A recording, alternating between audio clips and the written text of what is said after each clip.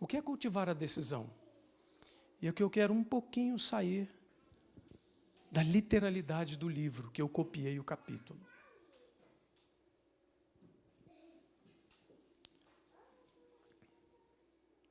A gente às vezes quer ter os canais de televisão prediletos, os jogos prediletos, os canais prediletos da internet, a comida predileta. Você já percebeu que o nosso eu está sempre querendo as coisas prediletas?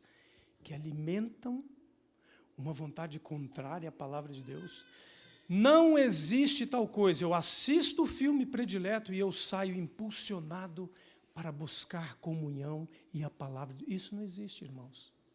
A natureza que eu alimento é a que vence. Olha o tripé dos filmes e novelas e jogos e desenhos animados. É um tripé satânico. Bruxaria, feitiçaria e imortalidade da alma é um. Sexualidade pervertida é o segundo. E violência. Isto é o que alimenta o mundo de hoje. E Satanás está preparando os soldados que perseguirão os filhos de Deus na última batalha. Sabe o que é o mais triste?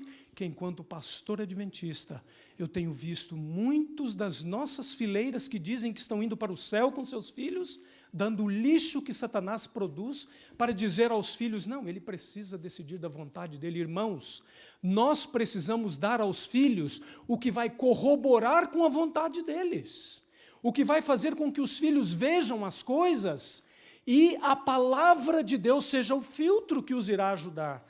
Caso contrário, nós estamos corroborando para que eles se afiliem às fileiras de Satanás para perseguir o próprio povo de Deus. Porque em são juízo, meus irmãos, que nós temos revelação suficiente dizendo que de dentro das nossas fileiras sairão aqueles que entregarão pais, mães, irmãos, os irmãos da fé, os quais assentaram ao seu lado e cantamos juntos, em são juízo. Nós temos que tirar corajosamente, como pais e mães, aquilo que corrompe a mente dos nossos filhos. Não vai doer, não vai matar, eles sobreviverão. Nós temos que encharcar. Deuteronômio diz que você tem que colocar e calcar. Sabe o que é calcar? Você coloca alguma coisa num pote e você parece não ter mais espaço.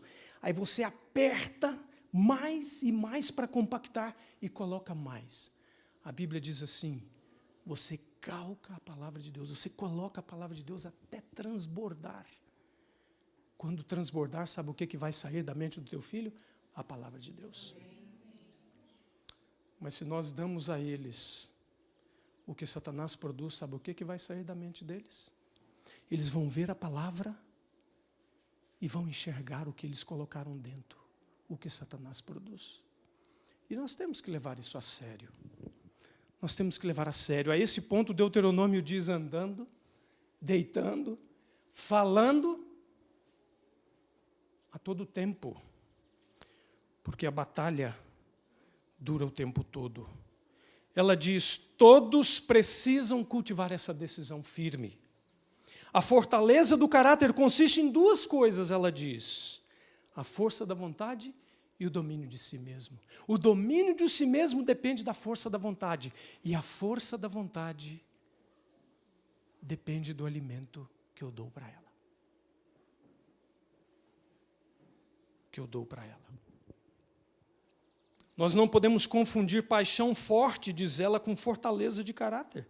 Aliás, a Bíblia diz que mais vale o que domina a si mesmo do que o valente que conquista uma cidade.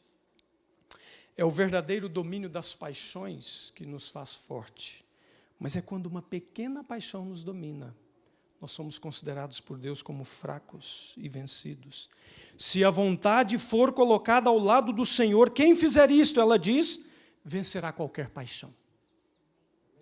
Nós não queremos ser vencedores? Ellen White diz que Deus não introduzirá no seu governo ninguém que venha colocar em risco de novo a harmonia do universo. Não, irmãos. É uma questão de decisão que tem que ser feita hoje. Hoje, enquanto nós temos um sumo sacerdote dentro do santuário. Não pense que é o contrário. Eu não encontro na palavra de Deus E eu não encontro na palavra de Deus, enquanto escritos do Espírito de profecia, outra ordem e outra sanção. Não há outra.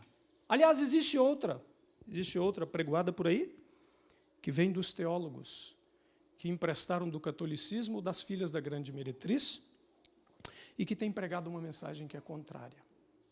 E nós não devemos, não podemos e não queremos aceitar. Não queremos. Ellen White diz que isto jamais pode ser efetuado pelo mero esforço humano sozinho, nós dependemos de Deus, constantemente. Ela diz, junto com vigorosos esforços, mediante a graça de Cristo, para renunciar todas as práticas más, deve haver uma permanente convicção de que o arrependimento pelo passado, bem como o perdão de Deus, devem ser buscados de Deus através do sacrifício expiatório de Cristo e mediante o poder do controle do Espírito Santo à nossa vida. E é por isso que eu mencionei para vocês ontem, que a alimentação é basicamente o princípio nesse processo. Ela diz que quem domina o apetite pode dominar qualquer pecado. Mas muitos dizem, não pode. Só que não estão indo contra aqueles que pregam essa verdade, estão indo contra a palavra de Deus. A palavra de Deus me autoriza a dizer. Ou eu tenho que retirar a revelação. E é por isso que hoje se tenta minar o poder do Espírito de profecia no meio da nossa igreja. Muitos se levantam, não. Ellen White é uma autoridade homilética. Não é uma autoridade homilética. Ellen White é uma autoridade teológica. Se aquilo que o profeta escreve e está no meu poder julgar o que é certo e errado, Deus nunca deveria ter dado, porque eu não tenho condições de julgar o que é certo e errado na palavra de Deus. A única coisa que eu posso fazer concernente à palavra de Deus é aceitar ou rejeitar. Isso está no meu poder. Mas julgar o que é certo, o que é errado, o que é revelado, o que não é revelado, eu não sou chamado a fazer isso. Aliás, Satanás é chamado a fazer isso. E comissiona seus anjos e também seus instrumentos. Nós não. Nós não aceitamos isso. Porque a revelação é dada ao ser humano na sua simplicidade, para que o Espírito use a revelação para que nós nos entreguemos ao Senhor. Essas coisas devem fazer parte, diz ela, da experiência diária. Diária. Hoje não serve para amanhã. Hoje não serve para amanhã. E o amanhã, quando você chegar lá, não serve para o depois de amanhã. Deve haver estrita vigilância e persistentes rogos para que Cristo traga em cativeiro para si mesmo cada pensamento nosso. E se eu não tivesse dito que isso daqui é uma reprodução de um capítulo inteiro do livro Caminho a Cristo, haveriam aqueles que iam dizer legalismo ou perfeccionismo. Para mim não interessa.